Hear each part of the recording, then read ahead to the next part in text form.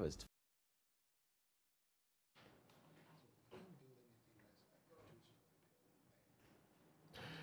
Right.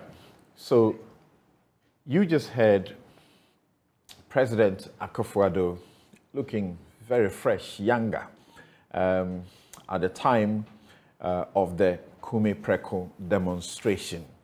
And today we are having Kumi Preko Reloaded, and it's being led by Martin Pebu, who is a lawyer and rights activist.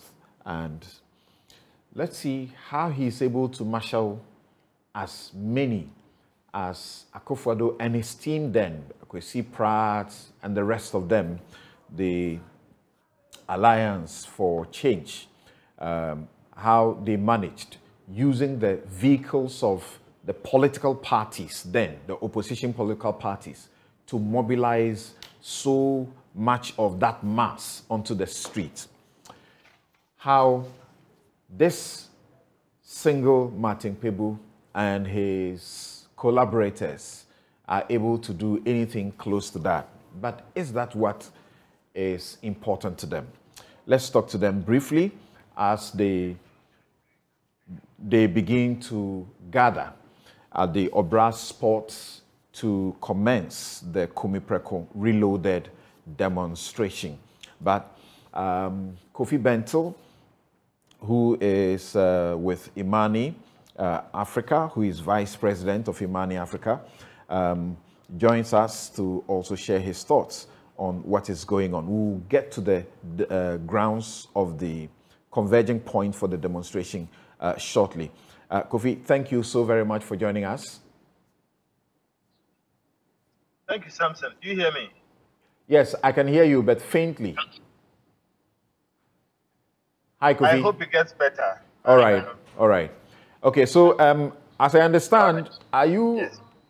Yes. Are you also getting on the grounds for the demonstration? Unfortunately, I have to attend a family funeral somewhere. That's why I am not even able to do the video.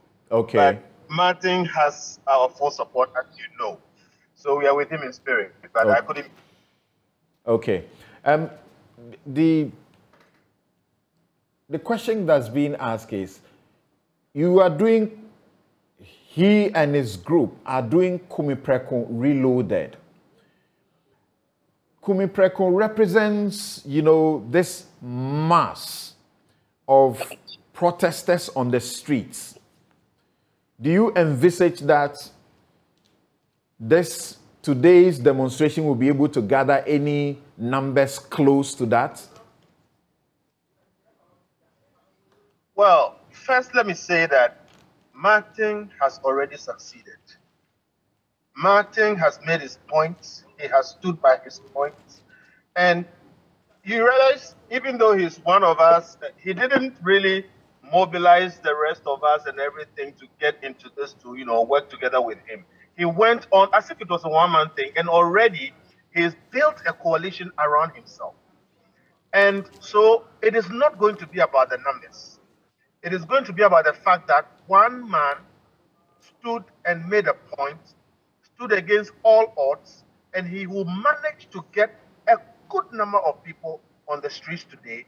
And even those who are not on the streets with him, like myself, yourself, you have to be in the studio for any reason, his message resonates with us.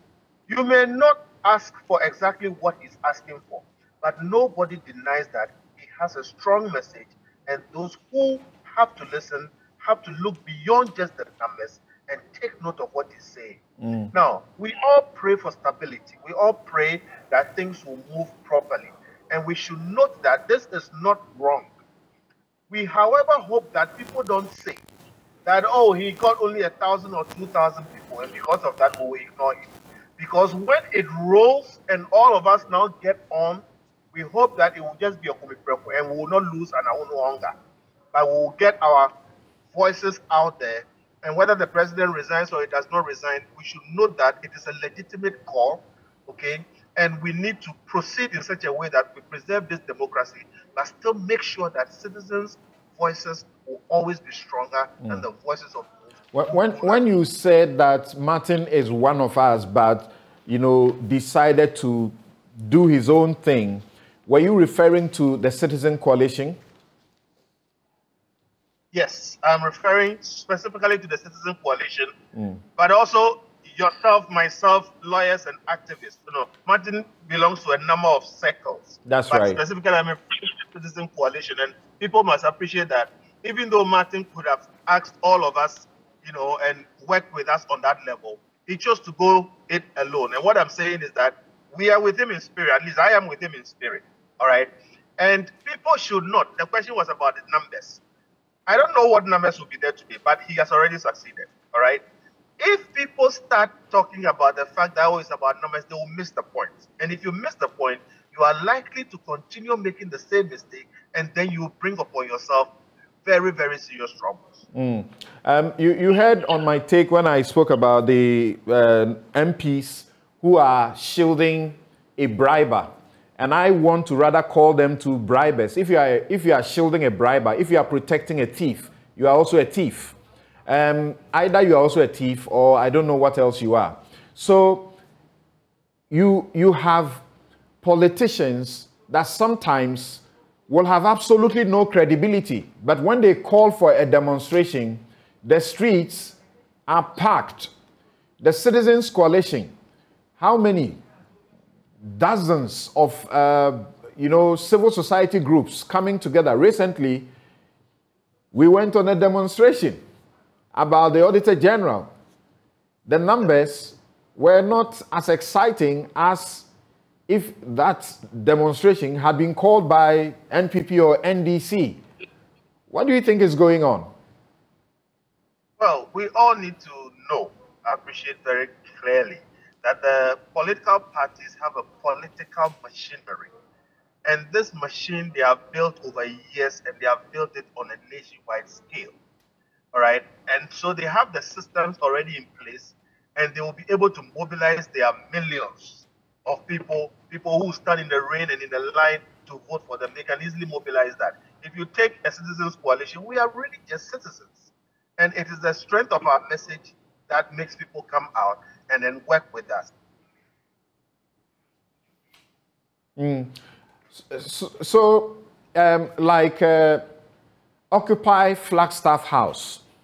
I remember being at the Efwa Sutherland Park with you and many people, and now the faces that many people can recognize from the Flagstaff House, Occupy the Flagstaff House. Ken Ofori-Atta himself was there, in fact, together with his family. I took a picture of them because that was admirable for me to see that, a politician, will come out and bring the whole family with them for a demonstration. This is one thing I want to ask you about. As the demonstration proceeded, you could not have access to the Jubilee House. Some people were arrested. I remember people like you in particular, you jumped into the police van and said they will not take the people they have arrested alone, they will take you together with them. Eventually, even though the police did everything to stop you from getting to the Jubilee House, you managed to get to the Jubilee House to make your presentation. These days, if you want to make a demonstration and you want to end up at the Jubilee House, you are directed by the police. They insist that you should end up at the Flagstaff, at the Independence Square. What difference does it make that this demonstration will end at the Independence Square and not at the Jubilee House? Well, I think it's something the police do. Their own explanation is that they want to keep the peace, they want to make sure that things are orderly. But I think it is just one of those things to protect the presidency and the president, and maybe make, dampen a bit of the enthusiasm around the demonstration. But again, it is really not about that. Whether you get to the Jubilee House or you get to Independence Square, it is about the message you send. And if you remember when we did Occupy Flagstaff House and we were at the Sutherland Park, they said we shouldn't go to Jubilee. We managed to, break through and get to Jubilee somehow. Okay, the point is the message that went out in the day. We were mocked about numbers and other things. but we managed to get the message out, and nobody denies that that particular demonstration made a difference. So I believe wherever they end, okay, in the spirit of trying to make sure things are orderly, I believe that they will use the routes that the police has given them. Indeed, Samson, sometimes when the police give you a route, they themselves preach it. In our last demonstration on the Auditor General, the route they gave us is not the route they led us through. And some of us felt we should go by the route that they gave us. So this thing about routes and whatever it is, sometimes you just comply because really you are not seeking chaos, but seeking to make your message. And whichever route they give you, I think that if you get your message out, you would have succeeded regardless. Is it a good call or a call that is permissible to be asking that the president and his vice resign? I like to look at it this way. It is a proper call. It is justified for people to feel the way they are feeling now. I will not make the value judgment of whether it is appropriate or not, but I would say everybody must understand that it is within the rights of the citizen to ask that the persons that they appointed into the office of president and other offices, if they have clearly shown that they are not able to do the job, and if they have not articulated a good enough plan going forward, and we do not have a confidence that they are going to be able to lead us out of the present mess we are in, it is a proper call to ask them to resign. Indeed, in other jurisdictions like the UK, the party itself can organize, take a vote of no confidence against you and throw you out and replace you mid-term, as we have seen happen in the UK. Over here, we have a law, our constitution actually gives Parliament the power to do so. But clearly, you have had cause to complain about Parliament even today. In the face of crime, our parliamentarians cower and they hide. So I don't know what they will do with the laws that we have given them. If you look at chapter 8 concerning the presidency, the president can be removed simply by his conduct. If his conduct creates problems within the country which are not justified. All right. In other places, they call them high crimes and misdemeanors. Now, what that covers is anything from small things to big things. As long as it rises to the point where you lose the confidence of the people you are ruling, it is grounds to remove you. And in this country, it is Parliament that has been given that authority, but clearly we don't think they are going to use it. Now, citizens have the right to peacefully protest and require or seek or ask that the president exercise his power to resign, which is also constitutional.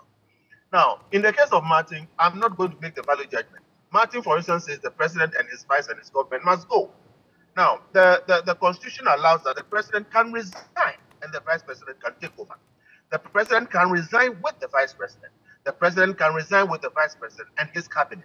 And the country will go on. We'll find a way to move from here to, another. It is not about whether it's good or not. It is a proper call. They are justified to make the call. I think the people who have to listen should listen. And I think this is one step in a number of steps. I believe that depending on how things go on from here, you mentioned chapter 8 of the Constitution, and the specific provision I think we should look at to be sure about what you said. Article 69. It says that, clause 1, the president shall be removed from office if he is found, in accordance with the provisions of this article, A, to have acted in willful violation of the oath of allegiance and the presidential oath set out in the second schedule 2, or in willful violation of any other provision of this constitution. So my question is, number 1, can it be said that the president has acted in willful violation of his oath of allegiance to Ghana or the presidential oath, or that he has acted in willful violation of any provision of the Constitution? B, to have conducted himself in a manner which brings or is likely to bring the high office of president into disrepute. Has he done that? Ridicule or contempt, or prejudicial or inimical to the economy or the security of the state, And finally, to be incapable of performing the functions of his office by reason of infirmity of body or mind. Where will you say the president has faulted and therefore this provision should be activated as being demanded by the Nana Must Go demonstrators? I think the Nana Must Go demonstrators will fall squarely in Article 69, 1 BII, which reads, the president shall be removed from office if he is found to BII have acted in a way inimical to the economy or the security of the state. So if the president has done anything or failed to do anything that has created a problem, an adverse situation in the economy of this country, there is grounds to call for him to go. So again, whether you agree or not, Martin is sound in law. Okay. Now, we have a situation where... Kofi, please hold on for me. I'll return to you because the president does not admit any faults in the economic problem we find ourselves in. It is Ukraine. It is COVID. Let's go to the grounds where people are beginning to converge. Kojo Brace, Samuel Kojo Brace with JoyNews is on the grounds and joins us right now. Hello, Samuel. Hello. Okay, so he's standing by with Martin Pebu and some other leaders of the demonstration, and we want to talk to them. Let's have the pictures. Let's see how it is looking this morning at the Obra Sport. I think Obra Sport deserves a different name and perhaps maybe some statue to represent what it really represents. Every demonstration begins from Obra Sport. Yes, Kofi, so you were making the point that he has conducted himself in a manner which is inimical to the economy or the security of the state by the current situation. Is that what you say? Yes, I'm saying that Martin is squarely within that space. Okay. To say that what is going on here has been because of the actions and the omissions of the president. Again, if you read the Constitution, you would see that the persons who are acting for the president in terms of his executive power act on his behalf. In other words, he takes responsibility for their actions. So whoever has acted in a way that has brought us to this particular position, the president takes responsibility for that. Now, in this particular case, the president has expressly taken the responsibility. Indeed, when people asked for certain members of his cabinet to be reshuffled, he said no. When they asked for certain members of his cabinet to be removed, he said no. When he was asked whether he was happy with their performance, he said yes. When he was asked why he would not change them, he said they have performed excellently. What it means is that the president agrees with everything that is being done in his name, and he has taken responsibility for what is going on. Now, to that extent, if we have a situation where this economy is melting down the way it is, then indeed we can say the president may have acted or omitted to act, and that has caused something which is inimical to the economy of this country. Look, there are people today in Ghana who don't know what the future holds, even a week from now. People's salaries mean nothing right now, and they don't know how they are going to make it from here to there. So you have a situation where really the economy is in real trouble. Whatever reasons that are given, the point that is being made is that the Constitution has provided that where the person in charge fails to give us a good enough economy, it is grounds to ask him to leave. Of course, you can't force him to leave. So the president can choose to say, well, I believe in what I'm doing and I'm going to live out the rest of my term. But people must also appreciate that there are different levels. I mean, in certain places in Hong Kong and in other places, there were months, consistent, demonstrations, and the place became ungovernable. So the point we need to make clearly is that Martin's call is squarely within the law, and there is enough evidence that this economy is not doing well, and that it is the prerogative of the president to do something about it. He has chosen to say everything that is going on is something he agrees with, and that the hardships are a result of his governance, and so we should take him, we should hold him responsible for that. Thank you. Thank you very much, Kofi Bentil. Kofi Bentil is Vice President of Imani Africa, and he is also a lawyer. He's a senior vice president of Imani Africa, and he supports the Nana Must Go demonstration, which is Kumi Preko Reloaded. He says he supports it fully, even as he travels to attend to a funeral. Now, let's go to the grounds. And Kojo Brace, I can see you. You look like you are assisting the police to do their duty. Is that it? Which is led predominantly by lawyer Martin Pegbu. We are on the Kwame Nkrumah Avenue. A very interesting scenes here. Some people have sat on the floor and singing a song, which of course I cannot translate into English because of the language. They are calling on the president really to do something about the situation we find ourselves in at the present moment. It's a heavily patronized demonstration. Hundreds of Ghanaians are out here demonstrating and registering their displeasure about the Ghanaian economy. I mean, we've walked quite a mile from Obrasport to this point on the Nkrumah Avenue now. I'm told that this would culminate into the release of a petition to the presidency next week. But for now, lawyer Martin Pegbu is leading the demonstrators to register their displeasure about the Ghanaian economy. I tell you what, I've seen taxi drivers, I've seen traders, I've seen former government appointees, I've seen you know, different categories of people here. Adib Sani is a security analyst, and he is one of the leaders of this particular demonstration. He is with us here at this particular moment. Adib, in terms of participation, how do you see it, first of all? Well, I think it's been encouraging. We received quite a number of calls from other parts of the country, people wanting to be part of this protest.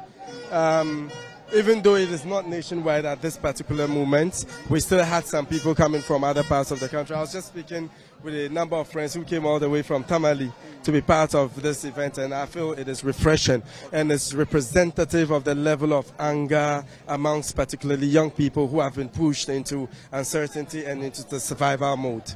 Well, now you see the real thing happening. Demonstration is happening. Days to today, there's been calls for people to join. In terms of impact, how do you feel about the numbers you've seen and the sort of impact it can have? Well, we've had enough of bickering, you know. It's a general Ghanaian thing. We love to bicker, but we don't love to come out to protest. We are tired of sitting on the fence, folding our arms and turning a blind eye. I think it is important that we come out in our numbers, and we're very categorical about the need for it to be as peaceful as possible. We don't want anyone to come here with a pointed item or, you know, a sharp object. We don't want guns because it is not in our interest if it turns violent. But the possible impact is the likelihood that what we see here would transcend nationally and would have every region, every part of Ghana doing this. And that is based on a certain caveat. If nothing is done about our demands, what we intend doing next is to get Parliament to start impeachment proceedings against the president.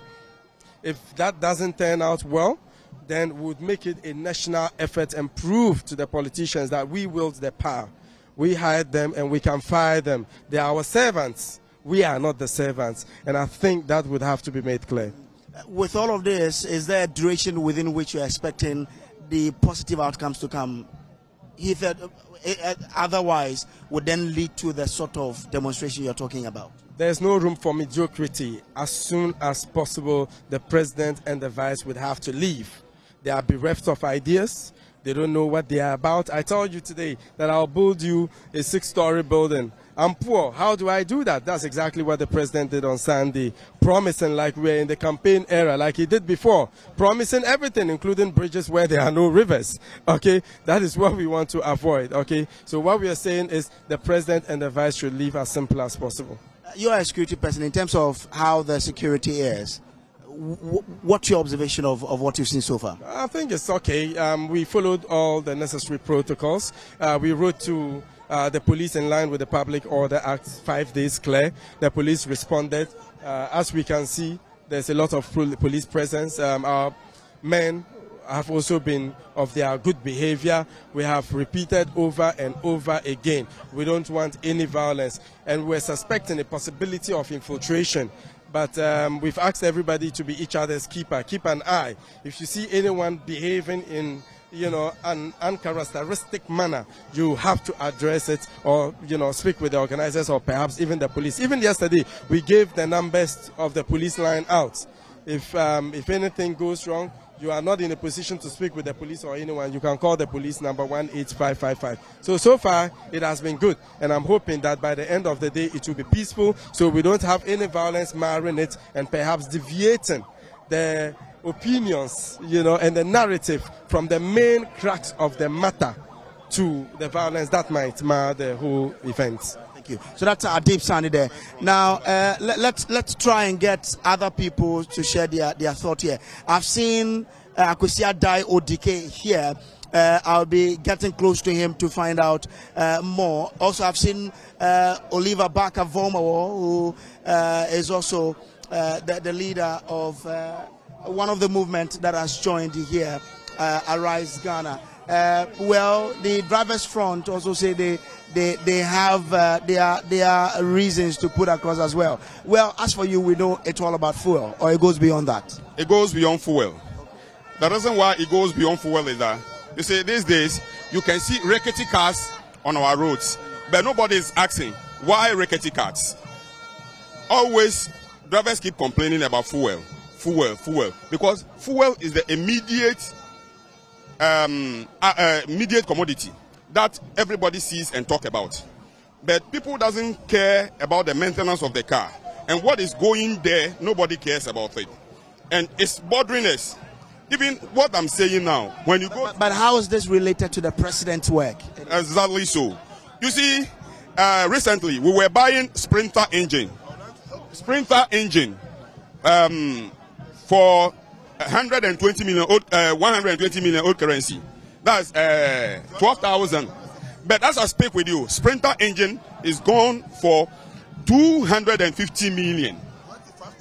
25,000 Ghana cedis. Within a spread of only 3 weeks. 3 weeks. But nobody talks about that. It's only fuel.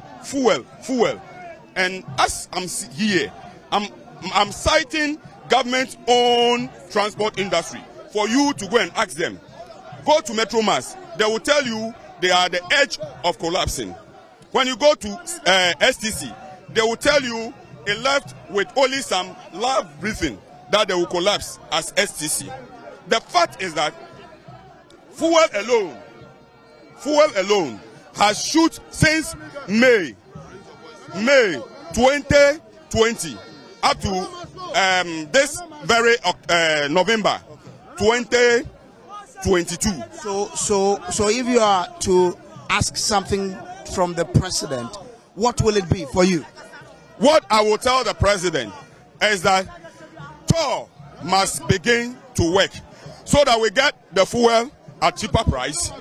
We get bitumen and other things to fix our roads, because our roads are no more worthy.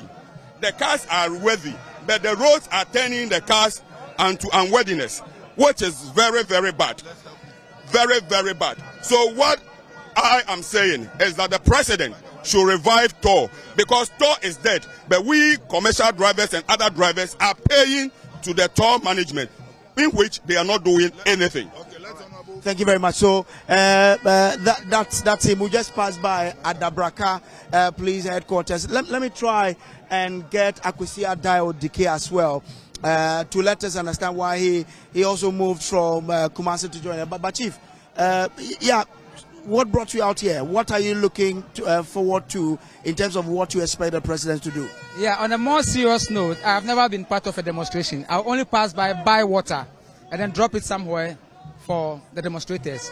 But it has come very necessary that we do this thing, because right now I parked my car for 2 weeks in the house just because of the increment of fuel. And not that alone. We have tires, we have engine oil to take care of. Nana Akufo-Addo gave us the sign from day one that he can't govern. Because when you ask him every question, he refers to Baumia. So he was telling us that he can't govern. But we didn't just pay heed to it. Thank you. Thank you very much. Let's try and go deeper in search of Akwesi Adai Odike and Voma and other people to really understand, to speak to them, to get their side of the story as well. What they also expect government to do about the current economic situation. Let me still go back and try and get access to Oliver Barker-Vormawor and Akwesi Adai Odike to get a sense or two from them. Well, so I've gotten to Akwesi Adai Odike. Chief, how are you doing? By God's grace, I'm fine. People say Akwesi moved from Kumasi to Accra. What pushed you here this far? I'm here to also make my presence felt with the good people of Accra. So I am doing radio programs and a familiarization tour. No, but in terms of the call, I mean, this demonstration is to call on the president to step down. Is that something you do agree as well? Why do you also agree? Of course, yes. I've been #1 advocate for Nanado to step aside, because Nanado doesn't respect Ghanaians. Nanado thinks that he is doing Ghanaians a favor as a president. And Nanado doesn't respect the oath he sworn on 7th January to do the good, everything possible to transform this country. In the midst of pandemic, Nanado exhibited a profligate lifestyle, hiring private jets, bathing in the sky, whilst ordinary Ghanaians are suffering. Nanado is there only to apportion blades.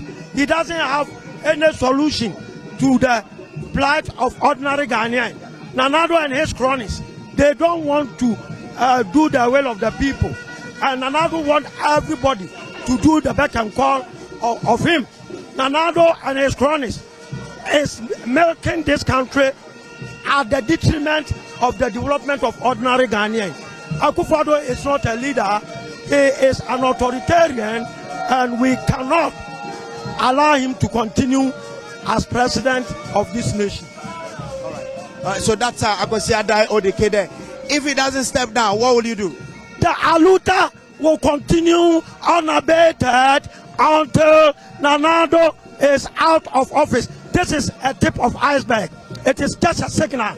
If Nanado doesn't step aside, we will demonstrate every day, and the nation's activity will come to a halt. Okay.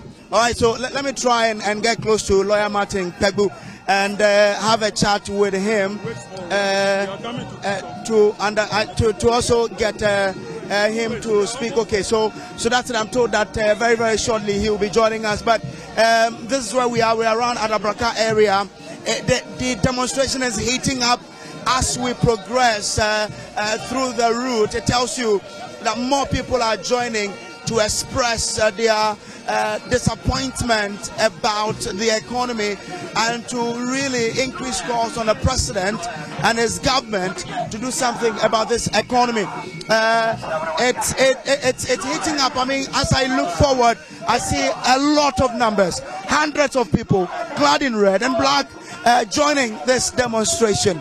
And I'll soon be speaking to lawyer Martin Pegbu to really get to understand him. Okay, so here we are.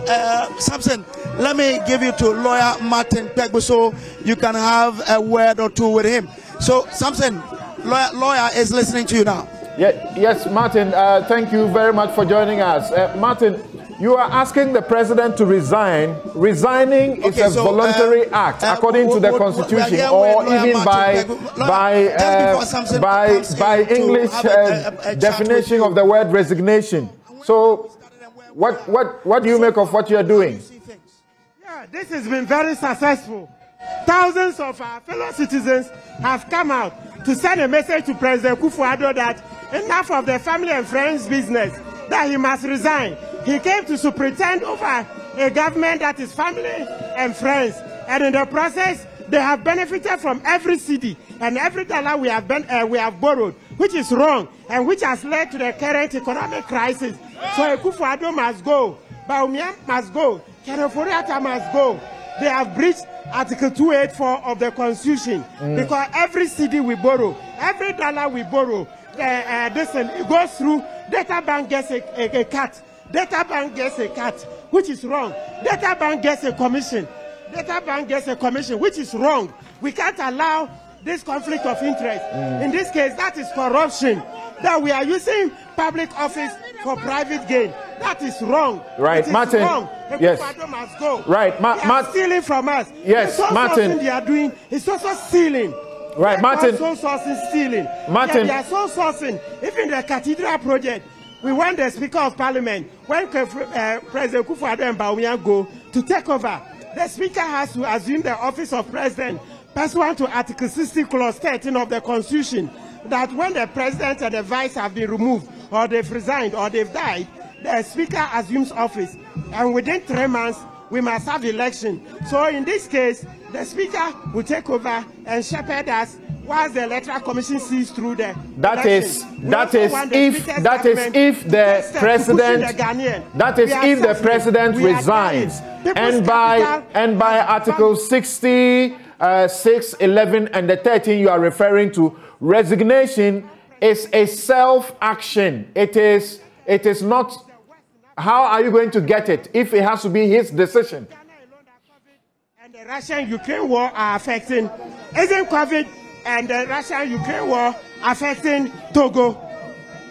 Aren't COVID and the Russian-Ukraine war affecting Burkina Faso?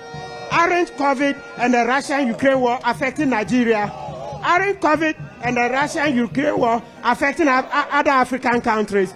So what happened? What caused our city to be the worst in Africa and indeed the worst in the world at a time?